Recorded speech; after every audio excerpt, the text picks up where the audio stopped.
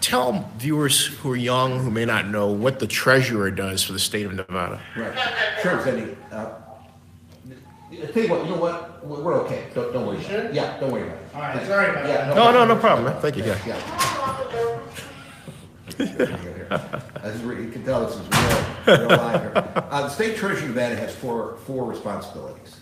First of all, is managing the state's general fund, which is about $3 billion. And I'm proud to say we have quadrupled returns since I took office in 2015. We are also responsible for unclaimed property. We've cut the processing period from 120 to 20 days. Responsible for debt management. The game is probably over, but we were able to save $80 million for taxpayers in terms of refunding bonds. And along those lines, no one could understand why I was opposed to the Faraday Future Phantom Automobile plant. Talk about that real quick if you could. I mean, this is, the governor comes back from a overseas trip, and he's looked the financier in the eye and says he'll do it. This is a gentleman by the name of Jia Tang, mysterious Chinese billionaire. Long and short of it, he had financed a company called Faraday Future, which actually in California is in Gardena. And he, unfortunately, his financing mechanism, to the extent he had one, was margin loans. He had no money of his own, and as time progressed, this became increasingly evident. And it blew up July 10th, where he 6 months earlier confessed he didn't have any money, which was my claim. What he tried to do was, I called it a Ponzi scheme. Again, everyone came down on me, but he kept buying other businesses, probably in the hope that somehow people would finance those and he could backfill his pledges. Needless to say, it didn't work out. And isn't that kind of a RICO violation, or could conceivably? He's a Chinese. I have said if he was in the United States, he'd probably be in jail. Yeah. But he's now fleeing the Chinese government that wants him to come back to China, and he has refused to do so.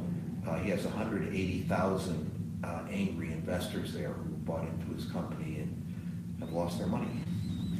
So anyway, they wanted us to issue $175 million in bonds, and as time went on, I was initially concerned. It just didn't make any sense. Here was a company that had no experience in the automobile industry, wanted to build a plant in the desert out in North Las Vegas. North Las Vegas itself is financially insolvent, and they were financed by a then mysterious Chinese billionaire. Again, to abbreviate the story, it all came to a close last July when he pulled out of Nevada. No factory. In fact, I occasionally drive up north to, there's a number of cities up there, and you go up 93, and I always look out at this forlorn landscape. It's very future. So we save the taxpayers that, and I can say this too, is not only did we not issue the bonds, but he right now, as I alluded to earlier, is I think it's a real mess. There are a number of Chinese banks that have effectively foreclosed on him.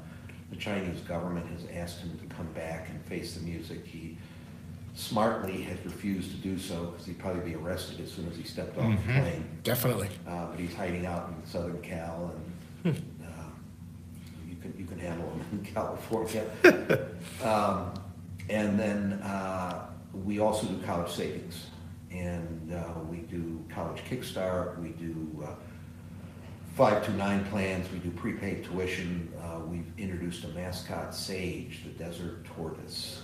All the kids in Nevada are getting to know, and we've been successful with that. And again, along those lines, the legislature asked me to oversee the regulations for parental choice, ESAs. We did it in record time. We triggered a couple lawsuits from Jim Rogers and the ACLU. They lost at the Supreme Court level, but the Supreme Court basically, it was a Pyrrhic victory because they said we agree that the program is constitutional, but you can't fund it. And then the legislature changed hands, and the Democrats were adamantly opposed to it. So, again, this is one of my complaints about Governor Sandoval. I don't think he really backed it. They ended up getting a $20 million enterprise scholarship or something, but it's nowhere near what was needed for the program. So, Hey, that's why I say we're with Nevada governor, Nevada treasurer, gubernatorial candidate. I already put you in the governor's seat. not there yet, but we're working on it. Nevada Treasurer Dan Schwartz, for those of you who are just joining us live, and when you join us live, you have a question for the treasurer, just type it in. You guys know how to do it on YouTube, and I'll ask it, and that's what's going on. So continue.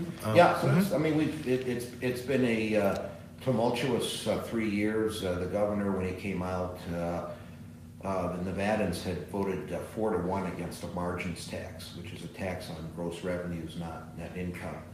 I was the first one to oppose it. There was a kind of kangaroo court hearing, and he at the end of the day was able to pass what we call the commerce tax, which to me is a bad tax, not only in that it doesn't tax net income, but it taxes gross revenue, so you could lose money and still pay a tax, and it's got 26 different categories to it, or 28.